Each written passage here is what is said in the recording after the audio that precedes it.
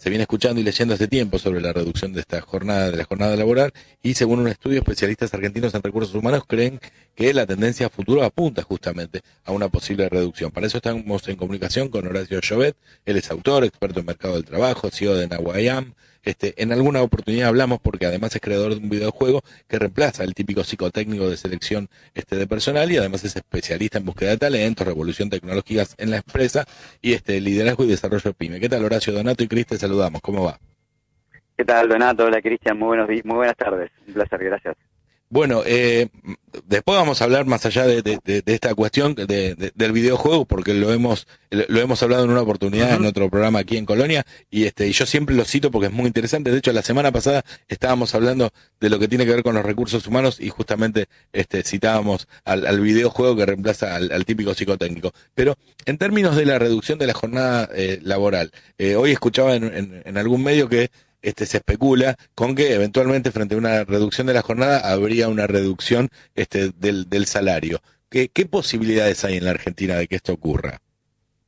Mira, la verdad que esto es, bien lo decías en la introducción, esta es una tendencia que poco a poco se va a instalar en el mundo. En algunos lugares tarda un poco más, un poco menos. El país vecino Chile ya se aprobó, después de más de varios años que se llevó adelante, se terminó aprobando la ley de la reducción de jornada laboral, que van a reducir de 45 horas semanales a 40 horas semanales en los próximos 5 años, de 1 hora por año. Hizo estudios por industrias, por comercio, cómo implementarlo. La verdad que hicieron un trabajo muy serio tomando los aprendizajes que pasó en Reino Unido y en países del primer mundo. Pero bueno, también tenemos que ser realistas y entender que Argentina no es un país del primer mundo, donde tenés un 40% de trabajo en negro, Claro. donde tenés de informalidad, donde tenés un 50% de pobreza, donde la presión fiscal, que hace poquito se publicó un estudio en estos días, no recuerdo mal, de la Universidad Austral, donde decía que si las empresas o las pymes argentinas pagaran los impuestos al día que corresponde, no podían subsistir. Claro. Entonces, hablar de una reducción jornada laboral, yo creo que es un tema que tenemos que instalarlo, pero me parece que sería como una falta de respeto si no tomamos como todo un globo y empezar a resolver las problemáticas que existen en el país.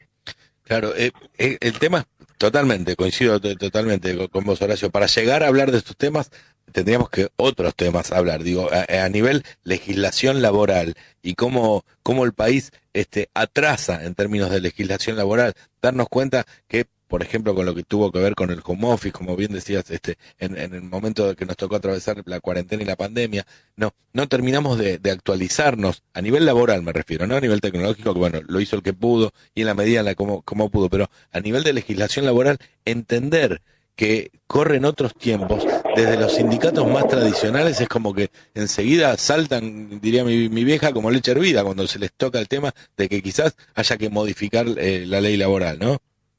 Absolutamente. Hoy hablar de reforma laboral le eriza los pelos a millones de personas del mundo de los sindicatos.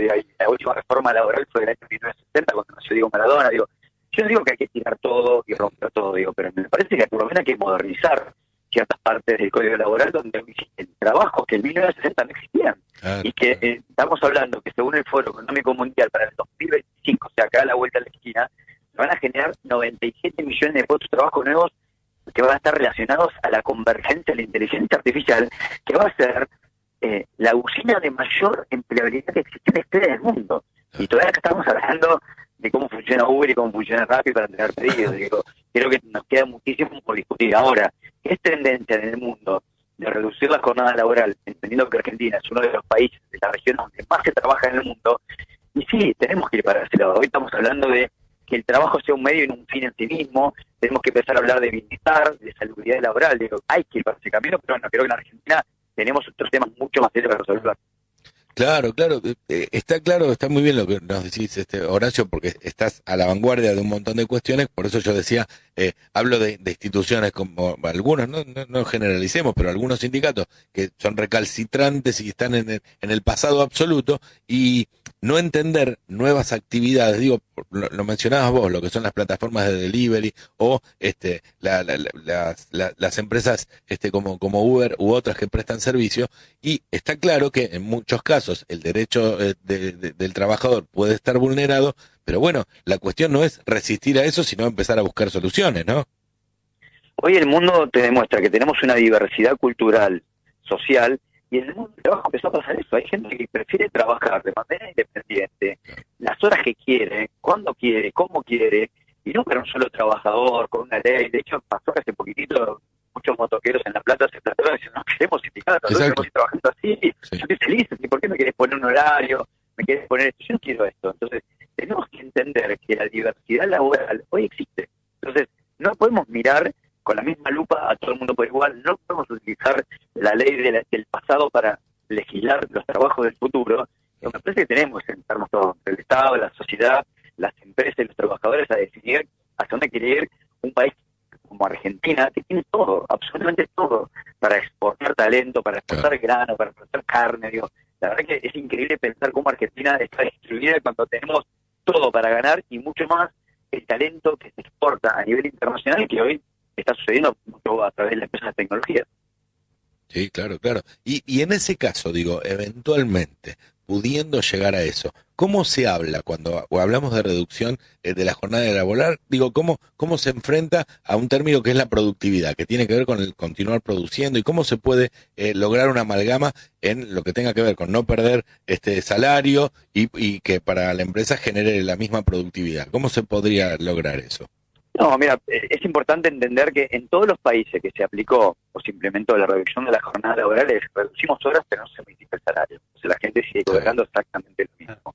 Por eso en Chile hubo bastante reticencia en un momento por parte de las grandes empresarios en Chile. En Chile básicamente hay 4 o 5 empresarios que mueven todo el país.